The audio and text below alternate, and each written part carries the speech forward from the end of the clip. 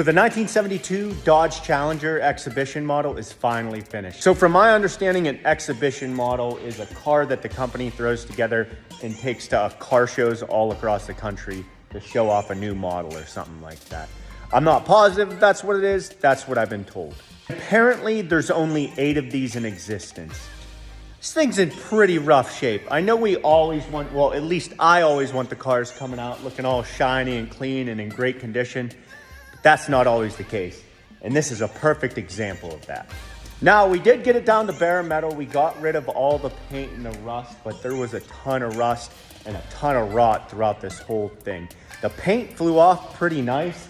The paint wasn't a problem at all, but there was a ton of rust. It probably took 4 dips in the acid bath to get rid of all that rust. We're gonna have a closer look at this thing and see what's left. Up front here, there is a little bit of rot.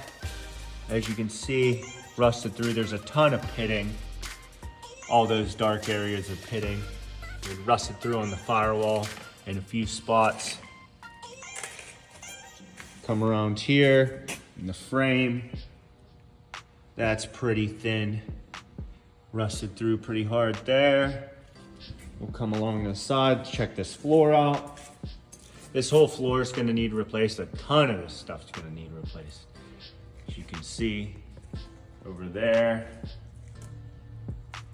it's like a Flintstone mobile.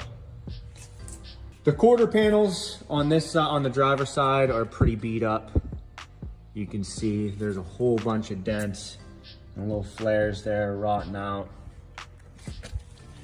It's all rotted out there. There's a pretty significant dent. And if we come to the trunk area where the worst of it is, this thing is all beat up. The passenger side isn't that bad. It is rotting through down here a little bit, as you can see. But the quarters, other than that, are pretty solid. Come around here.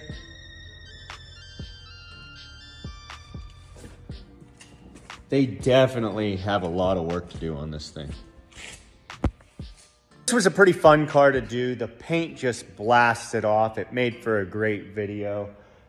Now, I have to say, there is a lot more left than I thought there was going to be. I thought this car was going to be in way worse shape than it was from when I first saw it. I know this video was shot in vertical again. That's because when I first started this video, I wasn't doing YouTube yet. I promise you, every new car we're getting in now is going to be shot in landscape. I promise. But there you have it. I hope you guys enjoyed this video. There will be plenty more to come, and I appreciate every single one of you.